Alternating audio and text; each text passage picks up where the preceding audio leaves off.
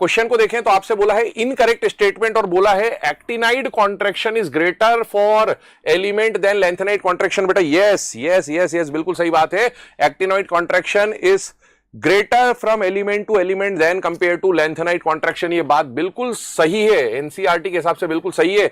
आपसे इनकरेक्ट पूछा गया है और ये स्टेटमेंट तो करेक्ट है, ये तो करेक्ट है, तो हमें तो गलत बताना है, तो मैं लिख देता हूं यहां ये ट्रू है, ट्रू है ना, इसको हटा देता हूं।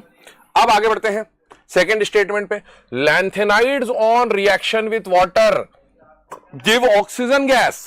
आप याद करिए लैंथेनाइड का एक पूरा डायग्राम दे रखा है, उस डायग्राम में जब आप इसकी वाटर से रिएक्शन कराते हैं तो लैंथेनाइड का +3, क्योंकि इसका +3 कॉमन स्टेट होता है, तो हाइड्रोक्साइड बनता है और साथ में H2 गैस रिलीज होती है, ना कि O2। तो ये बेटा फॉल्स हो जाएगा और आपसे इनकरेक्ट ही पूछा है, इसलिए करेक्ट आंसर सेकंड हो जाएगा। क्या ये बात क्लियर है? क्या ये बात क्लियर है? बहुत बढ़िया, ठीक। तीसरे पे भी अपन बात कर लेते हैं सारे ऑप्शंस में, क्योंकि एक ही क्वेश्चन में हम बहुत सारी चीजें सीख ले रहे हैं। आपको दिया है सीरियम +4, याद करिए सीरियम +4 के अलावा +3 स्टेट भी दिखाता है, बहुत ही इंपॉर्टेंट क्वेश्चन। और +4 और +3 में से ये इसका इनर्ट गैस कॉन्फ़िगरेशन हो जाता है, ठीक है, जबकि सीरियम इसके बजाय +3 दिखाना पसंद करता है, 4 से 3 में जाता है, काम करता है ऑक्सीडाइजिंग एजेंट की तरह। पहली चीज तो ये। दूसरा, cerium +4 is widely used as an oxidising agent in volumetric analysis. बिल्कुल सही बात है।